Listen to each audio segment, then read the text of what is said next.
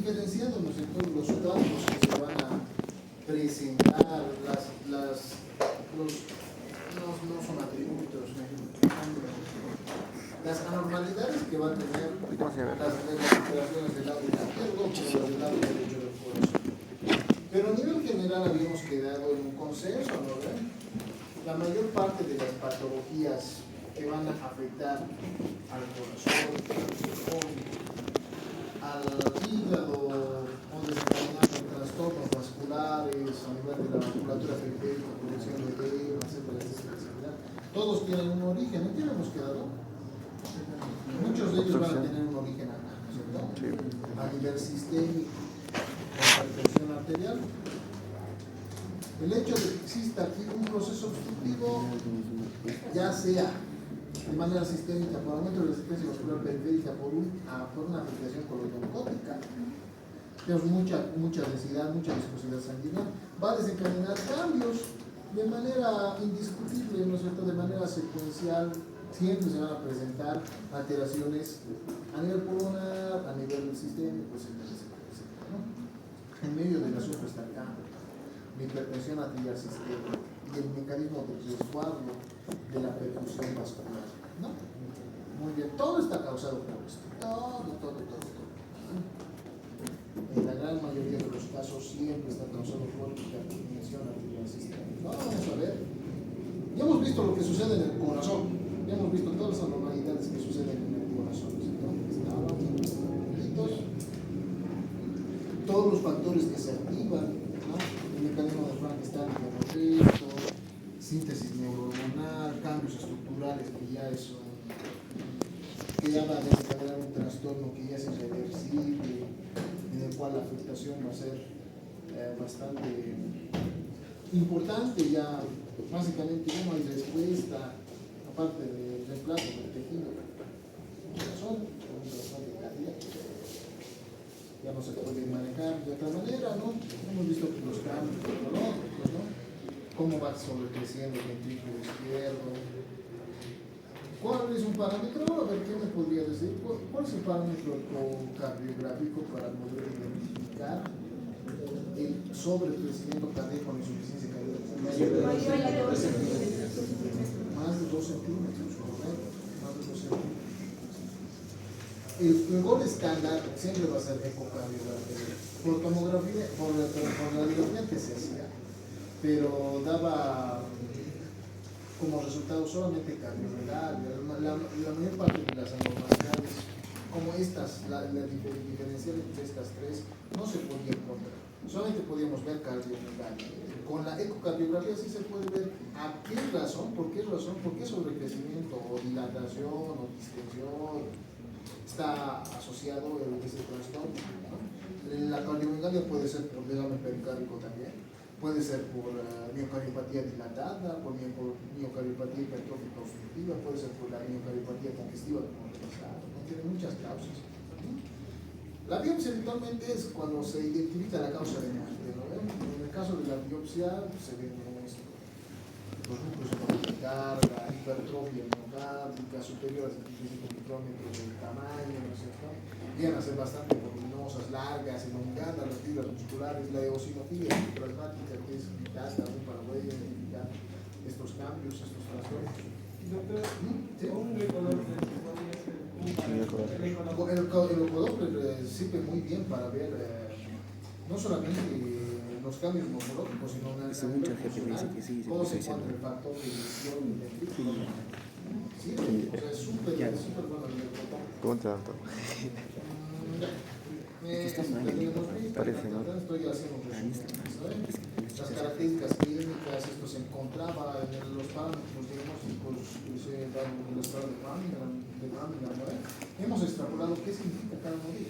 Cada modelo tenía un significado asociado a la etiopatogenia, a la fisiopatología. Esto también hemos visto, no se van a olvidar de esto. La pregunta de exámenes, me gusta preguntar estas cosas particulares porque les van a volver a preguntar. Estamos realizando los exámenes de residencia de los años pasados, del MIR, de residencia española, ¿ya? Y una de esas es esta.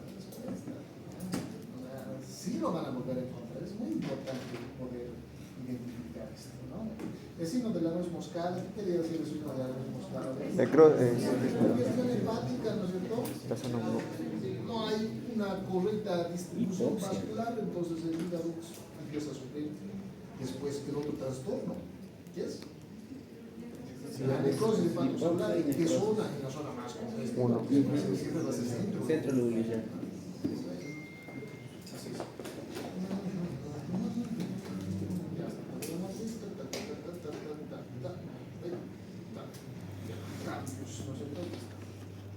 Muy bien, ahora sí vamos a hacer las vasculopatía. En la anterior clase habíamos quedado en que el vaso sanguíneo está formado por tres cabezas únicas. Tenemos la túnica íntima, una de las que voy a dibujar un vasito. Acá está el vasito, dentro está el lumen, está tapizado por células endoteliales. Por células endoteliales planas, por el epitelio plano simple. Desde sus núcleos, Lámina propia. por encima de una lámina basal, como todos los epitelios. Muy bien. Pues aquí tenemos la primera capita. Esta primera capita se llama endotelio. Tenemos una capita que se encuentra por debajo de ella, es parte de la Lámina primera propia. capa vascular. Lámina propia. Es una capa virtual, no se tendría que ver, es casi Lámina propia. imperceptible. Mide menos de un micrón, es súper pequeña esta capita. Se va a denominar la lámina propia, o tejido conectivo subendotelial. Tejido conectivo subendotelial.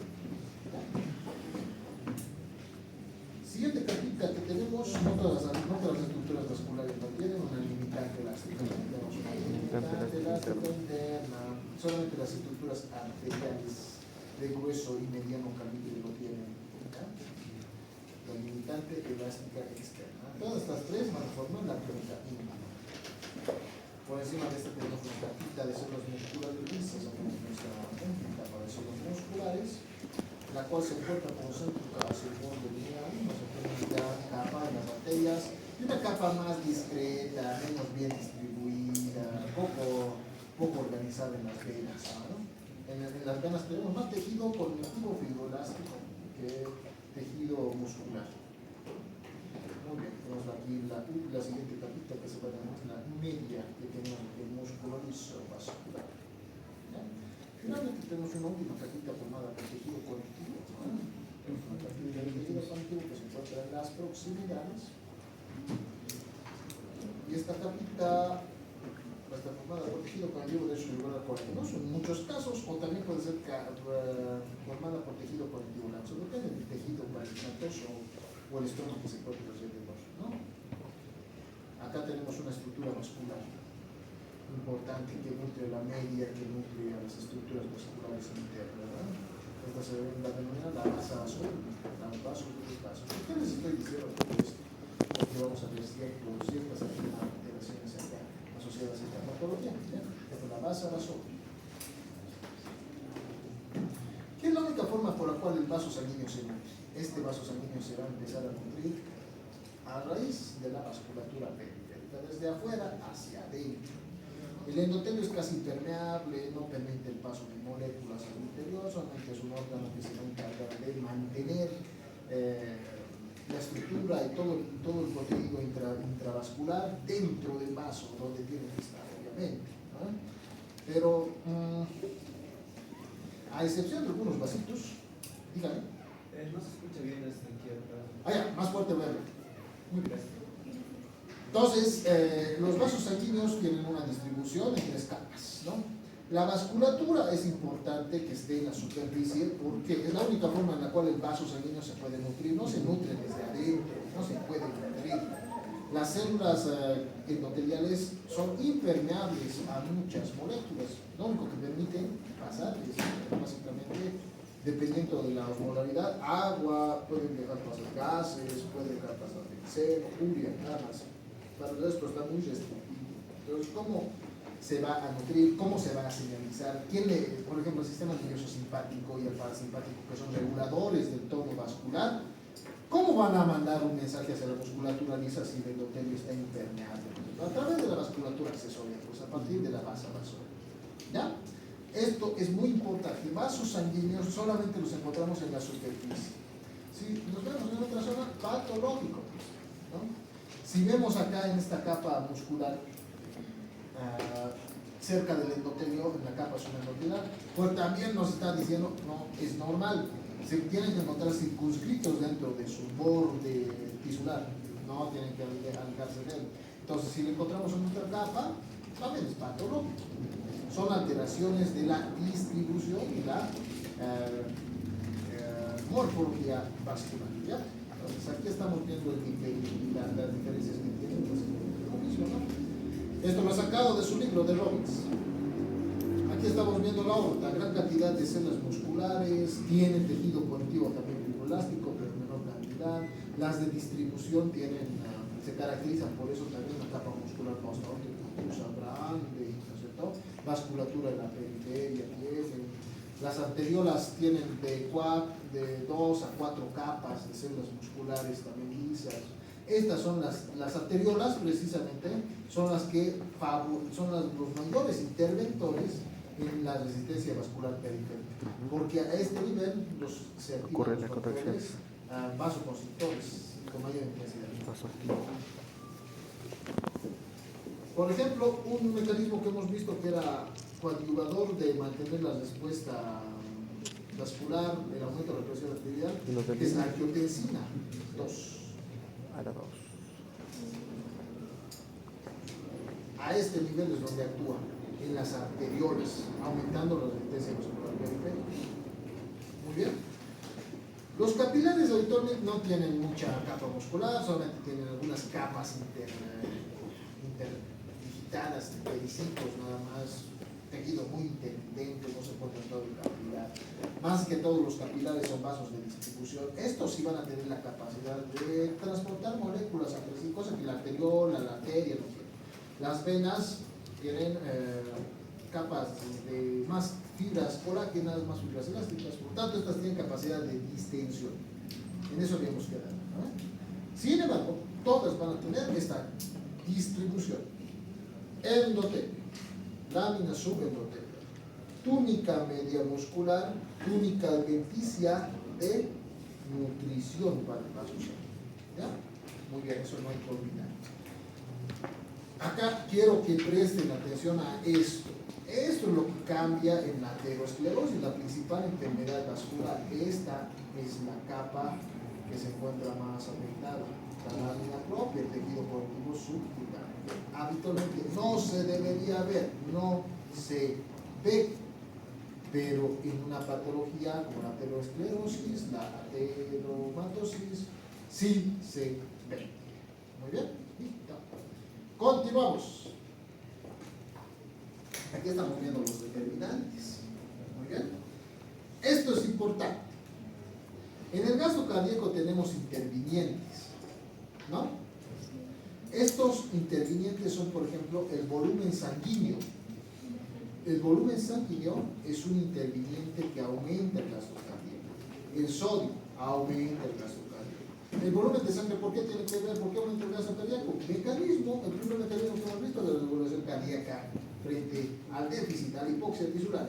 ¿Cómo se llamaba? Frank. Más volumen, más late el corazón, ¿no? Más fuerte el late. El sodio, por ejemplo. ¿Qué hace el sodio? El sodio es el principal ion osmolar, además de que desencadena el proceso de la despolarización cardíaca. ¿Cierto? Muy bien, también es un factor inotrópico positivo. Mineralocorticoides, los mineralocorticoides con la aldosterona, ¿qué hace? Meten agua, aumenta boremia, aumenta el gasto cardíaco. Péptido natriurético auricular, un factor endógeno cardíaco que hace, aumenta el inotropismo, desencadena más estimulación para la función cardíaca. Un tono vascular, un tono muscular cardíaco más fuerte. También existen otros factores, la frecuencia cardíaca estimulada por el sistema nervioso simpático y la contractilidad también estimulada por el sistema nervioso simpático, ¿no? Tenemos factores locales con factores generales. Ahora, factores humorales, a nivel de la vasculatura, también vamos a tener, ya hemos dicho, la presión arterial depende de corazón y vasos sanguíneos. Los factores vasculares que van a incidir en la regulación de la presión arterial van a ser, por ejemplo, los constructores. Aquí, los constructores. Muy bien. ¿La vasoconstricción que hace? ¿Aumenta o disminuye la presión arterial? Aumenta. Pues tienen que aumentar. Entonces aquí factores como la angiotensión. Este es el principal factor regulador de la presión arterial. ¿Ya? Es el que se activa cuando existe un déficit muy severo. Habitualmente desencadenado por varios receptores de la mácula densa a nivel renal. Estos son los que estimulan. Hay bajo ultrafiltrado glomerular, entonces el riñón empieza a liberar sus factores de producción que van a desencadenar la formación de la renina, la angiotensina, en angiotensina que recordado que se va a transformar en angiotensina 1 y en angiotensina 2, por lo tanto aumentan la vasoconstricción. La vasoconstricción ¿qué hace? Aumenta la presión arterial, aumenta el flujo renal y al aumentar el flujo renal regula el proceso del ultrafiltrado. Lo que quiere mantener el riñón es un ultrafiltrado constante. Entonces, un regulador por eso. ¿Sí? ¿Se podría decir que la vasoconstricción es proporcional a la resistencia que tiene que ver más con la resistencia vascular? Claro que sí. Mayor resistencia, Mayor contracción, mayor presión, más fuerza tiene que ser el corazón. La vasoconstricción que activa factores inotrópicos cardíacos, pues, los dos están casados. Más adrenalina, más vasoconstricción, más angiotensina. La angiotensina hace que se libere más adrenalina y el corazón tenga que emitir más fuerza. ¿Ya? Las catecolaminas, como la adrenalina y la noradrenalina. La adrenalina funciona muy bien a nivel cardíaco, pero también a nivel de la vasculatura. Las catecolaminas también producen vasoconstricción. El tromboxano, que es un factor que va a desencadenar la quimiotaxis del trombocito, ¿no es? Entonces, el proceso lesional también tiene la capacidad de producir vasoconstricción. Los leucotrienos también pueden producir vasoconstricción. ¿Ya? Y la endotelina. ¿Ya? Muy bien. Excelente. Y por otro lado, la dilatación vascular que hace baja, aumenta la presión arterial. Baja resistencia vascular periférica, baja incluso el intropismo cardíaco, ¿no? Aquí tenemos las prostaglandinas, por ejemplo, vasodilatadores muy importantes. Tenemos a las ciminas, el óxido nítrico, que es local. Entonces aquí tenemos estos reguladores. Factores locales que también van a incidir en la resistencia vascular periférica, tenemos acá la autorregulación del pH. El pH habitualmente va a desencadenar, si hay un ámbito muy ácido, produce vasoconstricción, pero esto es un mecanismo más químico que físico, ¿no? Y la hipoxia, pues eventualmente la hipoxia que va a desencadenar liberación de proteína, liberación de factores reactivos de inflamación, en el proceso apoptótico celular de superóxidos a nivel de la vasculatura, lo cual va a desencadenar que, por lo menos localmente, en el sector donde hay poca cantidad de perfusión, se busca vasoconstricción para aumentar el tránsito. Así es como se regula, muchachos, así es como se regula. Tenemos dos factores. Una pregunta. ¿Cómo no? Dígame. Aquí la la maniobra de Valsalva, que se hace masajes en el cartílago, en el cuerpo cartílago, ¿eso se está incluyendo en esto o no? Sí, pero eso no es propio de los organismos, no es una maniobra.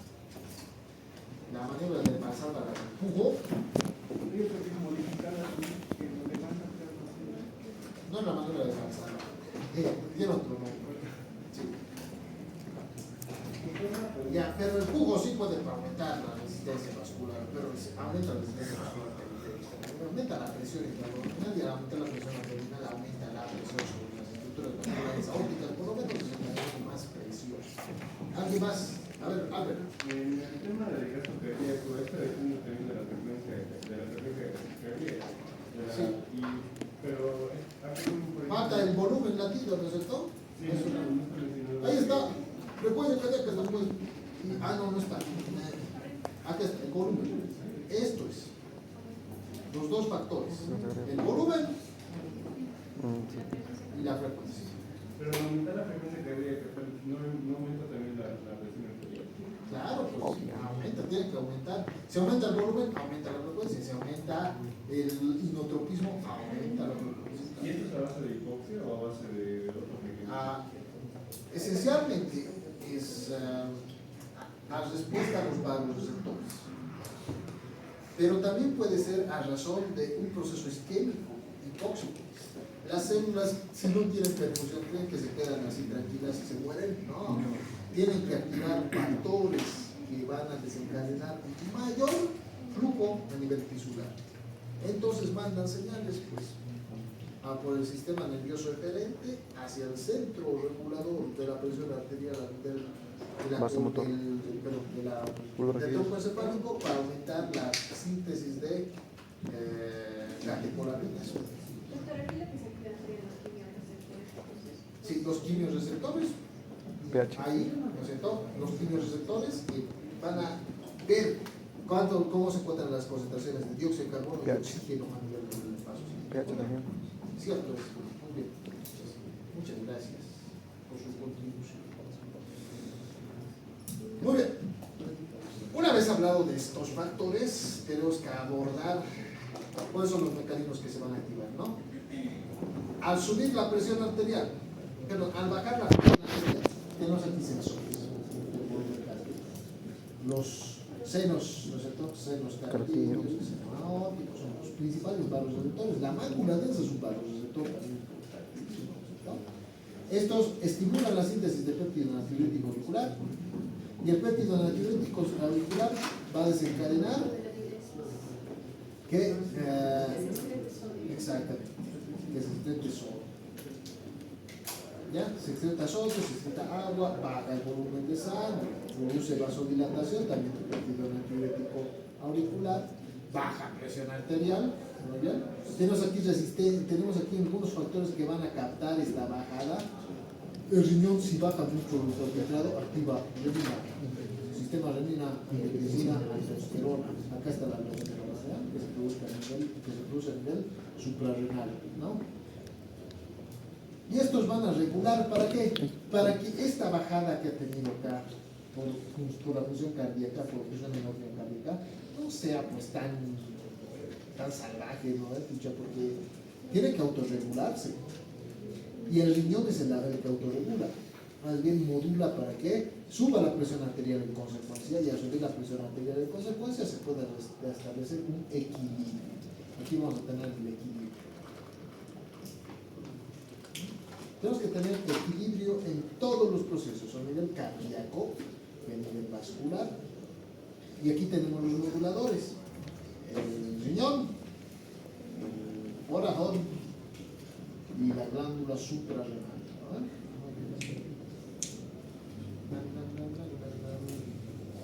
Ahora sí, hablaremos de la patología. Estamos llegando al consenso de que el aumento de la disminución, del lumen vascular, cuando más chiquito es el lumen, más presión va a tener. Y menos flujo. ¿Sí? O alguien dice lo contrario. No, sí, siempre sube la presión. Claro que sí. Digamos que hay un incendio afuera, suena la alarma. Y solamente tenemos un sitio por el cual salir, que son las escaleras de este lado. ¿Qué va a pasar? Se va a congestionar los vasos sanguíneos, y digamos que la mitad de esas escaleras se rompe, se parte en dos. Va a aumentar más la presión, va a aumentar más el efecto, o va a enriquecer más el hecho de que nosotros podamos salir, no vamos a salir mal, ¿verdad? Sí. Sí, lo mismo pasa en el vaso sanguíneo. Menos lumen, más presión, ¿ya? Entonces, lo primero que tenemos que abordar es este proceso. El hepatoquímico se denomina la enfermedad vascular hipertensiva. Una consulta más. ¿Hay en el caso cardíaco la enfermedad de insuficiencia cardíaca de respiración reducida? ¿También cómo va a actuar? ¿Cómo? Otra vez. En el gasto cardíaco, Ya. la enfermedad crónica, la insuficiencia cardíaca de presión reducida, ¿cómo va a actuar? La depresión reducida. No, fracción reducida. La refracción de eyección reducida es. Ya se está determinando. El corazón está tan grande que la pared ventricular es tan voluminosa, por encima de 12 centímetros, no crees desde afuera, crees desde adentro. Por lo tanto, la cisterna ventricular va a estar pequeña. Entonces, como está crecida tanto, El tono se mantiene, pues es un tono bien fuerte, ¿no? Pero hay muy poco volumen de inyección. El volumen de inyección que sale en poca cantidad se tiene que distribuir por todo el organismo. Y el organismo cada vez pide más oxígeno, pues, porque no está recibiendo el oxígeno que debería recibir. Y esto causa que más factores endotrópicos desencadenen más cambios a nivel de la musculatura cardíaca, ¿no? El músculo cardíaco solamente se puede hipertrofiar, se puede seguir hipertrofiando y eso depende del estimulamiento. Más tono tiene que sufrir y más va a bajar pues, la sistema ventricular. Al bajar a tal efecto que el volumen de inyección ni siquiera va a ser suficiente. El porcentaje está altísimo. Nosotros en la clasificación de la New York Heart Association puede ver eso, en el estadio 4 terminal, paciente en reposo, le cuesta respirar, el hecho de estar le está cansando, el hecho de respirar, el hecho de moverse levemente hacia un lado de su cama, pues esfuerzo muscular, más cantidad de oxígeno requiere, no lo tiene, pues. Así es. El crónico, el terminal, es por volumen de inyección muy reducido. Entonces, doctor, el volumen telesistólico estaría disminuido, ¿no? El volumen telesistólico. Obviamente. Claro, inyección. Obviamente. pues el volumen telesistólico es disminuido. ¿No sería el telediastólico, doctor? El telesistólico también. El telesistólico también es disminuido porque no saca sangre. El telediastólico se mantiene ahí. Tampoco queda mucha reserva, no queda mucho espacio para que se Comentaría. El volumen telediastólico habitualmente queda después de la contracción, Sí, ¿no es cierto? ujú, Pero tampoco hay espacio para él, los dos tienden a bajar. claro, para que me tomen. Ya. Muy bien. La enfermedad vascular hipertensiva, en un 95% de los casos, la hipertensión arterial, usted me había mencionado, ¿no es cierto? Idiopática. Idiopática, no se sabe la causa, solamente un 5% es secundaria y ahí sí se conoce la causa, ¿no? Hay N cantidad de causas de hipertensión arterial, desde alteraciones genéticas, afección vascular localizada, procesos inflamatorios pueden causar hipertensión, puede producirse por diabetes, aumento de la osmolaridad, hipertrigliceridemia, muy pocas razones por esa razón, por esa causa, conocidas. La hipertensión arterial no tiene una causa conocida, entonces no hay cura para la hipertensión arterial. Hay mecanismos para regular la presión arterial en un paciente hipertenso, pero actualmente no se puede. ¿Ya? Solamente hay una causa que es tratable al 100% y es el feocromocitoma, pero nada más. El resto no tiene causa, no tiene solución. Se puede controlar, se puede modular la presión arterial, pero habitualmente nunca se da cura. ¿Ya? Eso es para que les digan a sus pacientes. A veces los pacientes quieren milagros. La hipertensión arterial no tiene milagros, no tiene causa. Pero lo tienen que decir al paciente. La hipertensión arterial se puede controlar y puede mantener su estilo de vida. Toma ciertas medidas. No es tan grave tampoco la hipertensión arterial, ¿no es cierto? Siempre y cuando el paciente siga tratamiento y siga un manejo diario, pues se va a poder mantener con recuperación. ¿Ya? La etiología de estas anormalidades habitualmente va a ser asociado a la reducción de tensión renal de sodio. Va a estar asociado al aumento de la resistencia vascular. Hay factores genéticos asociados y factores ambientales. Pueden haber uno, pueden haber dos, pueden haber tres, y pueden ser todos en su caso, ¿no? El manejo de la hipertensión arterial, por esa razón, inclusive, no es un fármaco nomás, pues, en pacientes en los cuales tienen refracción al tratamiento vaigas, es decir, hipovolémico, que va a darse gracias a los diuréticos que se denominan al paciente, ¿no? Si el problema, uno de los problemas es la volemia, bajarle el volumen, ¿qué va a hacer? Bajar la presión arterial, ¿no? Ahora, el problema es que correctamente otros mecanismos van a tratar de mantener la presión arterial. Entonces el corazón va a latir más fuerte. Aquí tenemos otro fármaco que administrar, beta bloqueantes, pues se le va a administrar. El corazón, los betabloqueantes no son suficientes, sigue habiendo un aumento de la frecuencia, ya no del tono, pero sí de la frecuencia. Allá, pues, ahí tenemos que administrar otros bloqueadores de los canales de calcio. No funciona esto, bloqueadores de canales de potasio. Así tiene que ser. En el tratamiento más extensivo para pacientes que tienen refracción a varios tratamientos, incluso se les administra digital. O bloqueadores de canales de potasio, que son los más complejos. ¿Ya? Algunos pacientes con hipertensión arterial incluso están con 5 fármacos distintos, ¿no? Que tienen que consumir al día para que les baje la presión arterial. ¿Ya? Entonces no es algo fácil de tratar. En los casos iniciales, en los cuales los pacientes debutan con hipertensión arterial, ¿ya? En los cuales no es muy severa la elevación de la presión arterial, se puede manejar con un fármaco, o se puede manejar con cambios del estilo de vida. ¿Ya? Entonces, ahí tenemos ya el primer parámetro, ¿no? ¿Por qué tenemos que identificar al paciente hipertenso? ¿Por qué? Evidentemente, como es una patología que afecta al corazón y al vaso sanguíneo, ya hemos visto lo que va a producir en el corazón, ¿no es cierto? Pero ¿creen que no va a haber repercusión en el vaso sanguíneo? Sí, no va a haber. Eso se llama enfermedad vascular hipertensiva. Ahí estamos viendo 2 casitos, ¿verdad? De enfermedad vascular hipertensiva, ambos en el riñón. Por cierto, el riñón es el órgano que más sufre la hipertensión arterial, porque recibe alta presión de por sí. ¿Ya? El capilar glomerular es el vaso sanguíneo que más cantidad de presión intralumbar tiene en el organismo. ¿Ya? Está precedido muy lejos por el parénquima cerebral. ¿Ya? La presión que recibe el capilar normal, un capilar normal, digamos del dedito, ¿no es cierto? La presión va de 0 a 8 milímetros de mercurio. Muy poquita presión. El capilar glomerular, o sea, del glomérulo renal, recibe 60 milímetros de mercurio de presión. Alta presión. ¿Ya? Ahora, ahí estamos viendo por esa razón, en un cuadro de hipertensión, como afecta tanto al capilar, vamos a ver ahí la repercusión vascular. ¿Ven ese engrosamiento?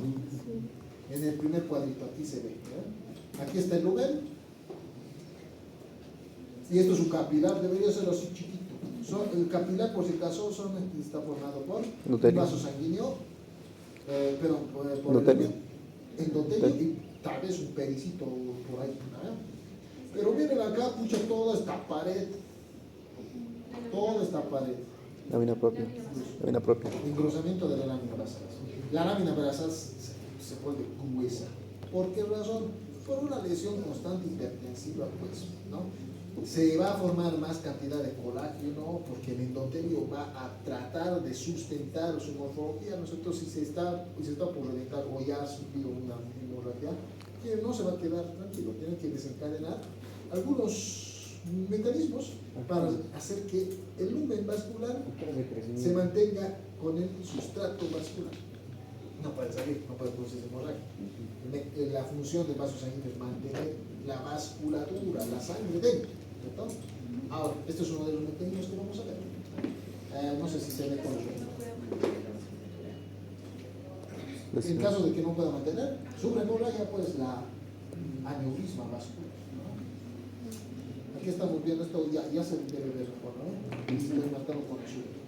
Ese es el límite externo, el capilar debería ser pequeñito, debe ser muy pequeño. Esta primera patología se va a denominar, aquí lo voy a marcar, esta es la 1, se denomina aterosclerosis hialina. La aterosclerosis hialina es nada más y nada menos que el engrosamiento de las paredes con pérdida estructural por extravasación plasmática constante. La extravasación vascular, un proceso hemorrágico constante por hipertensión arterial que rompe la presión que se encontraba a nivel del lumen y ha roto el endotelio, por lo tanto, va a hacer que el vaso sanguíneo trate de cambiar. Se llena su lámina basal de fibras de colágeno tipo 2, pero de tipo 4. Por lo tanto, le da esa apariencia. Y hialino es como vítreo, así homogéneo, se ve completamente homogéneo, ¿no? Doctor, si entonces hay un aumento, un exceso del factor de von Willebrand, ¿eso favorece entonces la esclerosis? No, El factor de von Willebrand es solamente el factor Coagulación. Es un iniciador. de quimiotaxis del Trombocitos. No tiene Plaquetas. que ver ahí. Aquí se activan otros factores. No todos los pacientes tienen esto. ¿Ya? Estos son factores asociados a los sedeles. ¿Muy bien? En otros pacientes, pues básicamente no hay este mecanismo de regulación vascular y el paciente sufre hemorragias constantemente. ¿Ya? Este es un mecanismo de resguardo. Los mecanismos básicamente son derivados del fosfatidil, inositol intracelular, del AMP cíclico, que son las que van a conformar más cantidad de sustrato de la membrana basal. ¿Quién es el que construye la membrana basal? Pues la célula endotelial. La célula endotelial es la que produce eso. ¿Ya? La raíz de segundos mensajeros y aumento de la transducción génica a nivel del núcleo, que va a hacer que se produzcan más proteínas y las proteínas van a ser van a ser transportadas hacia el nivel extracitoplasmático y se van a conglomerar en la membrana basal. ¿Ya? No es por el factor de von Willebrand, el factor de von Willebrand solamente tiene un efecto, que es quimiotaxis de producción. ¿Sí?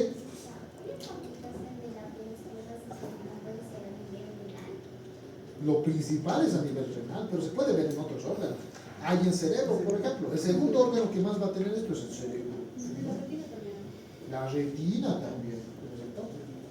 Vasculatura con amplia perfusión y en la cual existe una rica pared capilar. Estas son enfermedades capilares. ¿Ya? Capilares. La segunda que estamos viendo es esta. A ver, aquí lo voy a marcar con verdecito. La segunda patología vascular hipertensiva es esta. Hay dos. ¿Qué está pasando?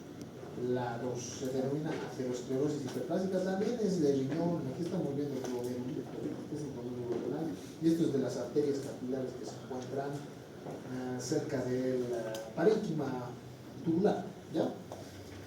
Esta tiene una forma, aquí de hecho no está indicando en capas de cebolla, es como una cebolla cortada a la mitad. ¿No? Esta se denomina hiperplásica, ¿por qué? Porque hay aumento de la proliferación de células musculares en la túnica media arteriolar. Esta es esencialmente arteriolar. Esta es arteriolar y esta es capilar. La lámina basal también puede estar encruzada. La hipertensión siempre va a producir encruzamiento, va a producir eso que les he mencionado cuando estamos hablando inicialmente de la diabetes. ¿No? La claudicación vascular es por esto. Por membrana basal gruesa, por fibras musculares gruesas que impiden que exista intercambio. ¿Ya? Sí. Doctor, ¿y cuál de las dos son más frecuentes? ¿Cuál de las dos es más frecuente? Sí. La hialina es la más frecuente. ¿Por qué la más precoz? La hiperplásica es más crónica. ¿Ya? Sí. Esto debido a que dijo sobre el enfermedad hipertensiva, la eritrocitosis y la deshidratación, digamos, eritrocitas, personas que viven con Sí. pueden desencadenar hipertensión arterial. Claro que sí. Todos nosotros Del hematocrito. tenemos desarrollar hipertensión arterial. En algún punto, cuando ya seamos viejitos, tenemos nuestros 60, 70 años, pues vamos a tener que emigrar a otro sitio menos alto, porque nos va a hacer estragos a la hipertensión arterial. Entonces, sí, eventualmente nosotros sí vamos a hacer. Nuestra viscosidad sanguínea es mayor y hemos dicho que uno de los factores que va a desencadenar la hipertensión arterial es la resistencia vascular periférica y la viscosidad. ¿Verdad? Sí, así es. La esclerosis, ¿en cuántos campos se presenta? ¿En las dos? En las dos. Está cerrado la estructura vascular, ¿verdad? Se produce estenosis en ambas. ¿Verdad? En ambas están estenositas, están ocurridas sus dos. Este vasito, por ejemplo, aquí voy a marcar, debe estar así de abierto debería estar, como esta línea abierta. Es una arteriola, tiene que estar completamente distendida. Pero ¿qué ha pasado? Pues ha sobrecrecido la íntima y ha empujado todo hacia adentro. ¿No? Acá también, miren, el lumen está acá. Debería ser acá la pared y aquí debería estar el lumen. ¿No? Todos son incluso. Doctor, Dígame. en un anciano de sus arterias se están volviendo clásicas, ¿eso ayuda a que sean más profundos? Claro que sí. En el caso de los pacientes adultos mayores, habitualmente es corazón, que es cardíaco, ¿ya? El corazón no va a tener el mismo gasto cardíaco siempre. El paciente de edad avanzada, habitualmente ya empieza a desarrollar cierto grado de cardiopatía. La cardiopatía desencadena menor inotropismo, menos cantidad de función cardíaca, y el vaso sanguíneo puede ser vasodilatación, para mantener la presión, por lo menos la perfusión hacia órganos distales, ¿no?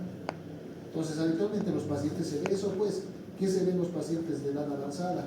El paciente hipertenso, pero una característica regional, empieza a desarrollar varices venoso, ¿no? Porque los vasos sanguíneos son los que van a interactuar acá pues, para reemplazar un poco la función cardíaca, aumentando el tono vascular, ¿no? Así es. Ahora, dentro de los cuadros que se van a presentar en la ateroesclerosis, en la arterioesclerosis, aquí vamos a extrapolar este nombre. Arterio, ¿qué será? Pues, la hipertensión arterial no sucede a nivel venoso, las de las venas se congestionan, pero las que son las repercusoras, aquí se los he notado por esa razón. Las que van a ser las iniciadoras de este trastorno, las que van a iniciar este trastorno es la hipertensión arterial sistémica de origen arterial. ¿Ya? Muy bien. Entonces aquí tenemos este cuadro, arterioesclerosis. Siempre va a ser asociado a arteria, si no es del corazón. ¿Ya? Arterio quiere decir arteria. Esclero, ¿qué quiere decir esclero? Endurecimiento.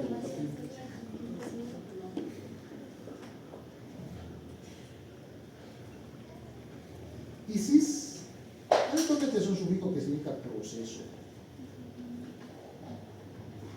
A ver, ya, ahora traduciremos, pues, qué es la arteriosclerosis, el proceso de procedimiento arterial, de las capas arteriales, ¿ya?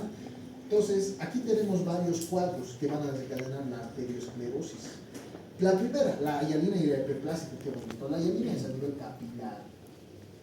La hiperplástica hemos dicho un patrón de aros de cebolla. Vamos a ver, ¿no? Estas son hipertensivas.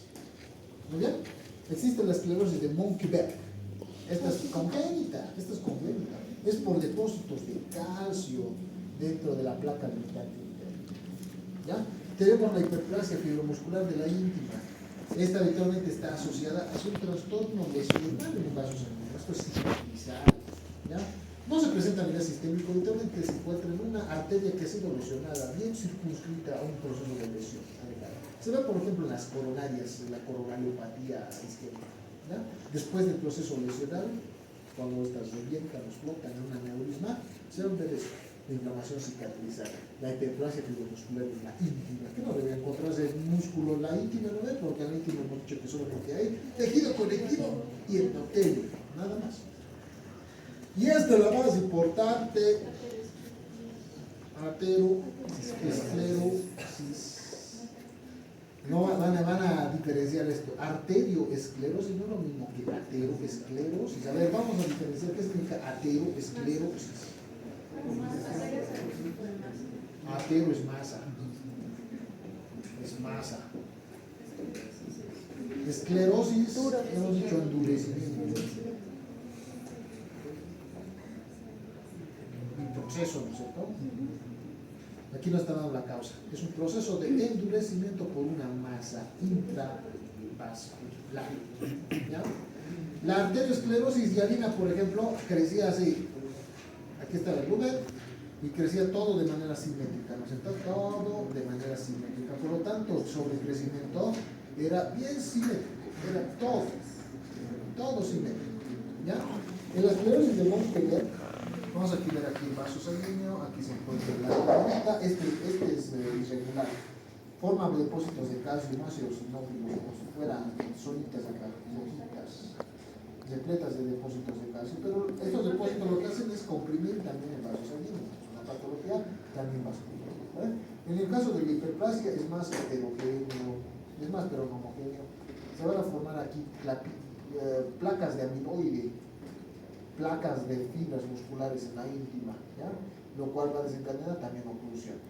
Esta, la que vamos a ver durante esta clase, es la más irregular de todas, ¿ya? Crece una masa poco circunscrita, bien circunscrita, pero muy disimétrica. Y esta tiende a ocluir el vaso sanguíneo, ¿ya? Vamos a ver enseguida cómo se forma esta. Sí. Ayer mencionaba en un caso clínico aterosclerosis precoz. Obviamente en su etiología edad, se puede presentar temprana edad. ¿A eso se refiere? A eso se refiere. No. Porque la aterosclerosis precoz en pacientes jóvenes no se ve mucho. Porque a pesar de que el paciente tenga síndrome metabólico, hay factores vasculares que van a impedir que exista este tipo de lesión. Por eso estaba asociado a una anormalidad genética. Así es. Tiene que haber varios factores para que se desarrolle esto. Como normal vamos envejeciendo, pero vamos a tener más propensión al desarrollo de esto. Es muy raro verlo en un joven. Ya, habitualmente se ven los pacientes mayores de 40, de 50, 60 años. ¿Ya? Más síndrome metabólico. Ya. Doctor, todos estos tipos de esclerosis estarían, el flujo sanguíneo, el flujo de la vida le estarían alterando o solo Siempre. Todo siempre se va a alterar el flujo laminar. Porque imagínate que es una carretera, está la autopista y de la nada se vuelve una carretera de un carril. Evidentemente todos los autos que estaban yendo por la carretera pues van a llegar a un cuello de botella y va a producir que ese flujo que antes era de la mina, cada uno por su carril, ahora todos tienen que ir por uno y se produce una congestión, un flujo más turbulento. ¿Cómo? ¿El gasto cardíaco? No, pues Necesariamente no no. va a aumentar. Doctor, ¿y eso adelante de forma crónica no produciría un daño directo al corazón o no puede producir en el Claro, pues el corazón, si no se regula esto, ¿qué va a hacer? Los 3 cuadros etiopatogénicos, ¿cómo hemos visto? Claro que está mi primero, no funciona. Neuronal, no funciona. Pucha, me transformo. Insuficiencia cardíaca congestiva, el corazón se mata, va a producir eso también. Los trastornos del corazón suceden por esto, por oclusión vascular, aumento de la latencia vascular. ¿Sí? ¿Por qué las placas ateroscleróticas no se distribuyen de manera homogénea? Ahorita vamos a ver. ¿Ya? Porque se ponen placas. Así. Ya, para empezar, la etiopatogenia de la ateroesclerosis es la formación de ateroma, o sea, masas. En la túnica íntima, hemos dicho que en la túnica íntima no había nada, es un espacio virtual con poco tejido conectivo laxo, ¿no? Y esto va a desencadenar que exista protrusión intravascular. Aquí voy a dibujar un vaso sanguíneo. Aquí está un vaso sanguíneo. Tristemente en este vaso sanguíneo, lo que ha sucedido, aquí está el endotelio, es que mi paciente pues no ha cuidado mucho tiempo su alimentación, lo cual ha desencadenado que aumente la viscosidad sanguínea, ¿no es cierto? Mi paciente consumía mucho colesterol, por lo tanto el hígado ha tenido que tomar una decisión, producir más colesterol LDL, porque hay mucha oferta de colesterol. ¿No? El colesterol LDL desencadena que el vaso sanguíneo cambie su flujo de laminar a congestivo. Entonces los eritrocitos también van a migrar hacia este espacio, van a dirigirse hacia la superficie. Aquí tenemos el colesterol LDL y por lo tanto los eritrocitos también pues, van a migrar su campo de gravedad hacia esta zona que está más densa, ¿no es cierto? Aquí está el eritrocito. El eritrocito pues choca de manera frecuente, ¿no? Entonces, si la de los macrófagos van a correr a la ahí se van a formar células esponjosas. Enseguida vamos a ver. Sí, pero así es. Exacto. ¿Ya? Ahora, como este vaso sanguíneo está sufriendo todo el tiempo por fricción, ¿no? Las células pues al chocarse funcionan, ¿no? El endotelio no está acostumbrado pues a una célula de choque todo el tiempo. Cuando está chocando, al final esta celita pues le chocan tanto que se rompe su citoplasma. Se rompe su citoplasma y va a desencadenar inflamación. Interleucina 6, 1, TNF. Y va a activar la coagulación.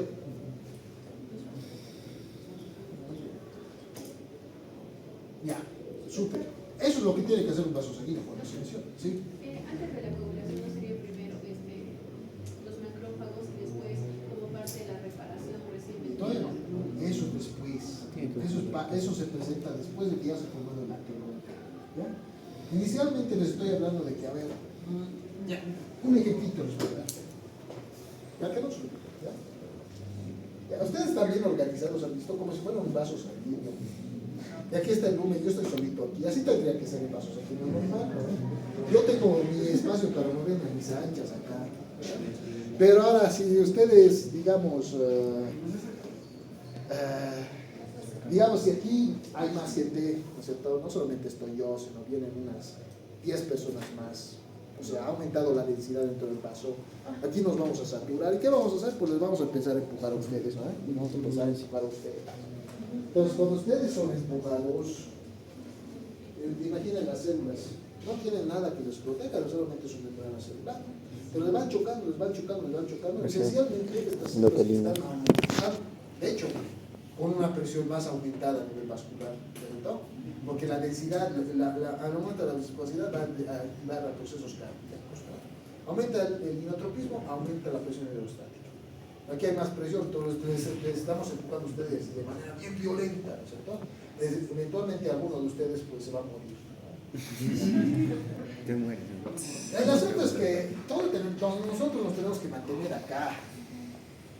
Y digamos, el que se ha muerto tiene que ser reemplazado por alguien más. Entonces uno de la segunda capa tiene que sufrir mitosis y dice esta etapa. Ya. Una célula contigua tiene que producir mitosis y reemplazar. Ahora, este mecanismo activa el proceso inflamatorio inicialmente y activa el proceso de la coagulación. Los vasos sanguíneos tienen que hacer eso. Es su principal función. Evitar que el contenido intravascular salga, que se reproduzca una hemorragia. ¿Ya? Ahora, el problemita es esto, es crónico. La célula no puede sufrir mitosis todo el tiempo. No sufre mitosis todo el tiempo. ¿Ya? Entonces, ¿qué va a empezar a hacer? Y este mecanismo se presenta en muchos casos. Ya no existe el proceso de la mitosis. Queda un espacio. Se ha rendido el endotelio después de 20 años con hipertensión arterial. Se ha rendido. Ese espacio queda libre. ¿Para qué? ¿Qué se encuentra pues en la superficie del vaso? Eritrocitos. Ya los eritrocitos no pueden pasar, pues, son grandes. Pero hay otra cosa que sí puede pasar, que hay harto en el vaso sanguíneo en el paciente con síndrome metabólico. Colesterol de baja densidad, LDL, que se pega a las paredes, ¿no? Eso empieza a ingresar en la membrana, en la lámina propia subendotelial, y forma una masa que va creciendo. Se empieza a conglomerar ahí. Por eso es simétrico, pues no es todo el vaso, solamente es una zona donde el endotelio ya no se está produciendo. Entonces empieza a crecer, empieza a crecer, empieza a crecer. Problemita con el crecimiento. Lumen disminuido. Cuando se cierra el vaso sanguíneo aumenta la presión. Sí, y el flujo sanguíneo disminuye también. Se empieza a cerrar. Más presión, más endotelio lesionado. Otra célula se reúne. Ingresa otra vez el LDL. Otra célula ya no sufre mitosis. Otra vez en ese espacio que era impermeable se empieza a conglomerar. Ahora, se ha formado una placa ateromatosa. Alguien tiene que nutrir el endotelio, o si no, la capa se va a debilitar tanto, el vaso sanguíneo se va a debilitar tanto que se va a reventar. El organismo va a tratar por todos los medios de mantener la estructura vascular. Entonces, ¿qué hace? Caramba, hay que hacer algo para que el vaso sanguíneo se mantenga. Promueve vasculogenia, libera factores que van a desencadenar formación de vasos sanguíneos dentro de la capa muscular y posteriormente dentro del ateroma. El ateroma va a tener su propio vaso sanguíneo. Antes el vaso sanguíneo no se encontraba en la última capa, en la adventicia. Pero aquí ya vamos a ver vasitos que van a dirigirse desde esa zona, desde la parte superficial, desde la base vasorum, hasta dentro del endotelio, hasta la capa subendotelial. ¿Qué más pasa? Esta capa ya no se puede mover, el vaso sanguíneo que dice, caramba, tenemos que regular la presión por alguna manera. empieza a proliferar la capa muscular y empieza a migrar al tejido subepitelial. Vamos a tener células musculares ahí. ¿Ya? ¿Estamos? Lo que tú me has mencionado sucede. Pues. Aquí hay una masa, hay algo que no debería estar ahí. Llegan los macrófagos, ¿no? Dicen, ¿qué estás pasando acá? Mucho colesterol. Y entonces empiezan a comer. El problemita, se saturan pues y se quedan ahí. Espumosos. Se forman los macrófagos espumosos. Estocitos. Se mantienen ahí tratando de consumir lo que hay dentro. Pero no lo logran, pues forman una capa más, lo empeoran más bien, porque se empieza a saturar más esta zona. Siguiente parte. Los vasos sanguíneos pues no llegan a todos los espacios, no llegan a todas las células. Se han formado muchas células, se ha producido migración de células musculares, los fibroblastos han llegado también para tratar de recomponer parte del tejido conectivo a este nivel. No hay suficiente para todos. ¿Qué va a pasar? Algunas células van a morir. Se forman focos de necrosis dentro del ateroma. Inflamación. Tenemos focos necróticos, tenemos células espumosas, tenemos células musculares, tenemos vasculoquimia, tenemos fibroblastos, tenemos todo ahí. ¿Ya? Y el problema es que cada vez va creciendo más. ¿Por qué razón? Porque como está cerrado, más lesión hay, más presión hay dentro del vaso sanguíneo y cada vez más tejido se encuentra comprometido y cada vez va creciendo más hasta que se fluye por completo. Así es como sucede. Sí. Si crece muy grande puede generar No, más que se tapa y todas las estructuras que recibían la estructura de ese vaso sanguíneo. No es como el falta, como pasa en el Anoxia. Pero se puede llegar a romper en algún punto. En algún punto sí, o sea, cuando ya no hay vasculatura que promueva que este tejido se pueda recomponer, el vaso sanguíneo sufre necrosis. Y la necrosis, pues ya no hay ninguna célula que sostenga la morfología celular, se rompe, sufre el paciente hemorragia. ¿Qué era lo que estaba buscando? ¿Qué era lo que el tejido endotelial, o sea, el vaso sanguíneo, no quiere jamás? ¿No? A la larga, está insuficiente el tejido para la vasculatura, para la perfusión, que muere. ¿Ya? Depende. Lo más frecuente es el aneurisma, la necrosis, ¿cierto? En vasos sanguíneos grandes, por ejemplo, No se va a obstruir. como la aorta, es grande, ¿no? Es bien gruesa. Embolia.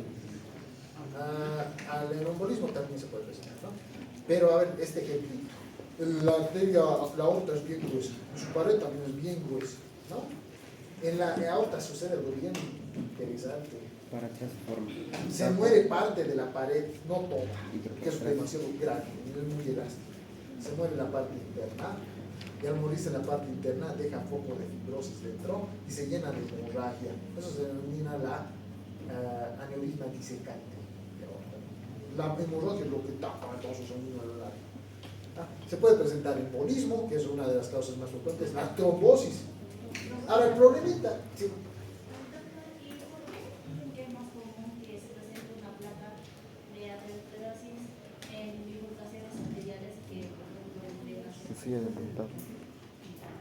Porque los vasitos eventualmente que son ramas de los vasos principales son más chiquitos, pero son más propensos.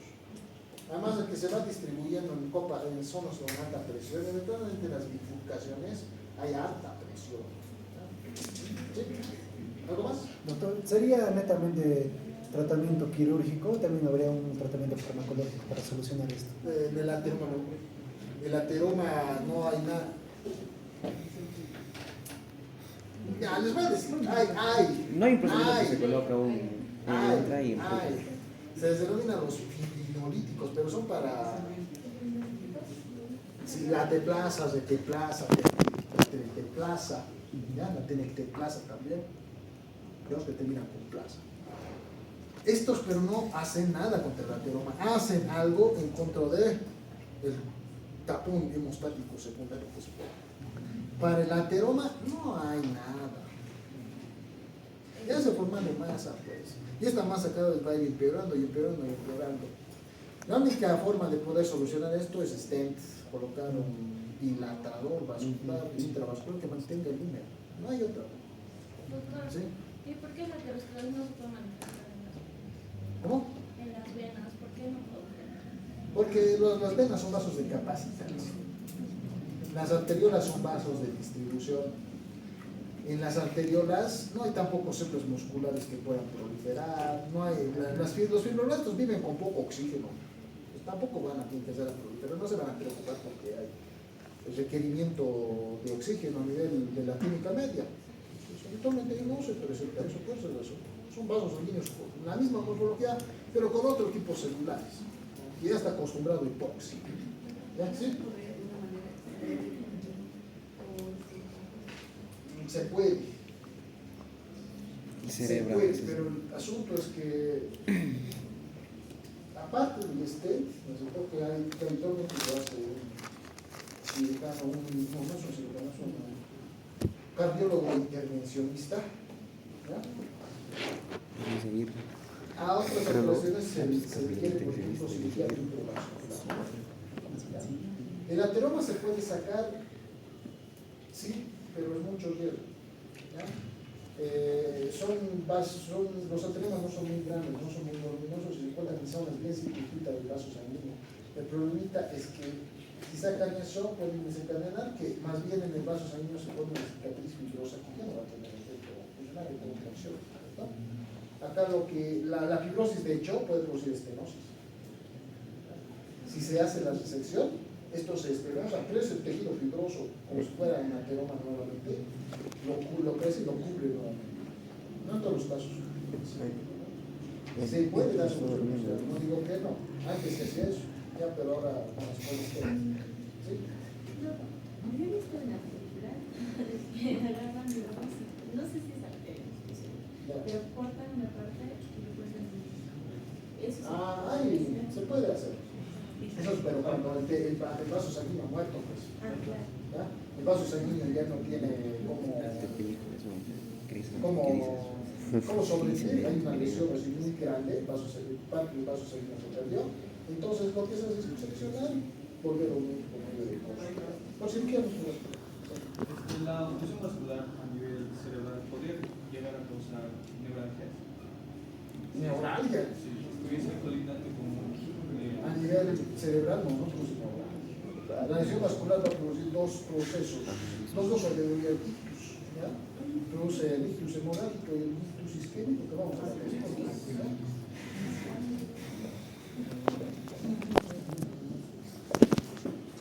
¿Ya? ¿También la causa es por el ACV? Sí, todas las alteraciones vasculares, la mayor parte de ellas son hipertensivas. La mayor parte de ellas son por síndrome metabólico. Los pacientes que tienen síndrome metabólico, obesidad, diabetes, habitualmente desarrollan múltiples lesiones vasculares. Hemos visto como regla general. Nos vuelven más propensos a enfermedad hepática, cerebral, renal, a varices, a N cantidad de patologías vasculares. ¿Sí? Otra consulta, yo he escuchado hablar sobre la placa estable y la placa Inestable. ¿Cuál es la diferencia? ¿Por qué la diferencia? Bien, buena pregunta. La placa estable es ateroma, nada más. La placa inestable es ateroma más, como se está lesionando pues el vaso sanguíneo, coagulación. La coagulación hace que se cierre por completo el vaso sanguíneo. ¿Ya? La placa inestable, por eso, la angina inestable, cuando se presenta la placa estable, cuando se redundancia, como en su caso clínico, ¿recuerdan? Pues estaba haciendo alto ejercicio. He hecho tanto ejercicio que le ha empezado a doler el corazón, ¿no? Y no es la primera vez que le ha pasado, o sea, no se ha preocupado. O sea, el paciente ha dicho, ya se me pasa cuando descanse. Y literalmente ha pasado eso. Ha descansado y se le ha calmado. ¿No? Es la placa inestable, solamente se alteró. Ahora, el otro caso, la placa inestable, en el caso de la angina inestable, es porque aparte del ateroma, la lesión está desencadenando que se activen factores de coagulación, lo que hace que se tape el vaso sanguíneo. ¿Ya? El paciente estaba viendo tele, estaba sentado y de la nada empieza a sentir ese dolor en reposo. Es porque la coagulación ha tapado por completo el vaso sanguíneo. ¿Ya? Y aparte del ateroma puede hacer que esta coagulación, el trombo, se libere, pues se rompa, porque va a producir eso, se le va a calmar, ¿no? Pero el problema es que el ateroma va a dirigirse hacia un vaso sanguíneo distinto, puede producir infarto pulmonar, puede producir infarto hepático, infarto renal, o regresar a la misma arteria coronaria, ¿no es cierto? Llegar a la arteria coronaria y está tapadita, tapada por completo, el paciente se muere con un infarto, ¿no? Es la diferencia entre las dos. La estable es ateroma nomás, y la inestable es ateroma más trombosis o embolo, ¿ya? Es la más peligrosa, pues es que el paciente en la estable sabe cuánto tiene que hacer, ¿no es cierto? Tiene una cardiopatía, era obeso, ¿no es cierto? Pero ahora está haciendo ejercicio, pues, porque quiere bajar de peso, pero ya se ha formado un ateroma vascular. Eso solamente el estén. Entonces, mientras está preparando para el estén, tiene que bajar peso, pues, porque para reducir gasto, pero riesgo cardiovascular al momento de la cirugía, está haciendo ejercicio, corre 2 kilómetros y ya siente ese dolor. Ahora el paciente habitualmente se le da algunos vasodilatadores, ¿no? Que tiene que consumir con estos efectos básicos. Los tiene que descargar unos 20 minutos, se coloca un comprimidito de nitroglicerina por debajo de la lengua y produce vasodilatación. Entonces después puede continuar. Mientras que el otro no se sabe cuándo le va a dar, ¿ya? Se puede volver a presentar después de 2 días, 3 días, 3 meses, un año. No va a dar aviso y el paciente va a fallecer. No va a fallecer a no ser que el paciente siga ver. Mientras que el otro, en cualquier momento, puede llegar a obstruirse. En caso de que dos personas presenten aterosclerosis, pero una va a desarrollar, digamos, una ACV y el otro un infarto, ¿cómo es que se va a desarrollar de esos dos? ACV y infarto. El ACV. No sé. Hay riesgo para. En simultáneo habitualmente no se presenta. Muy mala suerte que tiene el paciente. Que justo se produzca la obstrucción del corazón y la obstrucción del cerebro, ¿no?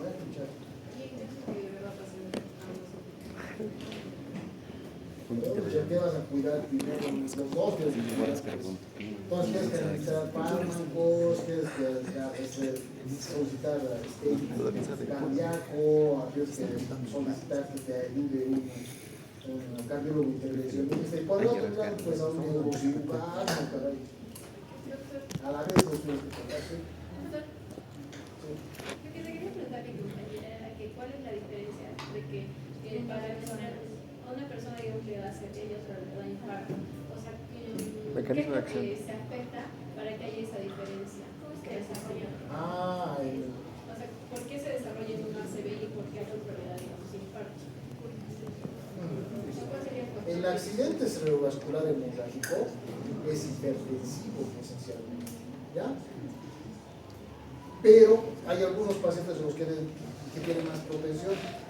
La mayor causa del ACV hemorrágico no es en la corteza cerebral, ¿ya? Ahí son los traumáticos, ¿ya? Se va a presentar en la zona con mayor presión de la estructura vascular a nivel del cerebro, que es el polineuroides, ¿ya? Algunos pacientes ahí tienen la propensión al desarrollo de saturaciones, se llaman aneurismas, se forman aneurismas, pero forman saturaciones, ¿ya? Esto es congénito, ¿bien? Pero tanto en el paciente que tiene esta afección congénita como en un paciente que no tiene afección congénita, la barreta explota esta zona y lo que produce es un hematoma subaracnoide, ¿ya? Ahora, en el caso del isquémico, la segunda pregunta era el isquémico, ¿no es cierto? ¿Ya? En el caso del isquémico, este es más frecuente que el hemorrágico, ¿ya? Aquí no tiene que ver tanto la hipertensión arterial, ¿ya? Aquí lo que tiene que ver es esto. Esta plaquita a nivel cerebral, lo que crece a nivel renal, todos los culturas que tengan arterias crecen, ¿no? Esto va a producir crecimiento y clausura, ¿ya? Y al producirse clausura, pues lo que va a producir es necrosis de áreas del cerebro, esto es cortical, ¿ya? El primero es en la base craneal, hipertensivo, el hemorrágico, y el segundo es a nivel cortical. Básicamente es eso, ¿no? ¿Cuál de los trastornos es el que se verá más afectado? Paciente con síndrome metabólico, más propensión al isquémico. paciente con hipertensión arterial de cualquier tipo, más propensión hacia el hemorragia. Yo estoy he leído y escuchado sobre el uso de las estatinas para disminuir como tal el IPH, pero también para mantener estable la placa. Sí, pues este es el factor inicial del proceso de la aterosclerosis. Bajas la propensión, bajas el proceso del desarrollo de la placa ateromatosa gracias a las estatinas y los fibratos, ¿no? Que son hipolipemiantes, ¿no? Muy bien, ¿qué alteros? Eso era, doctor, mi punto.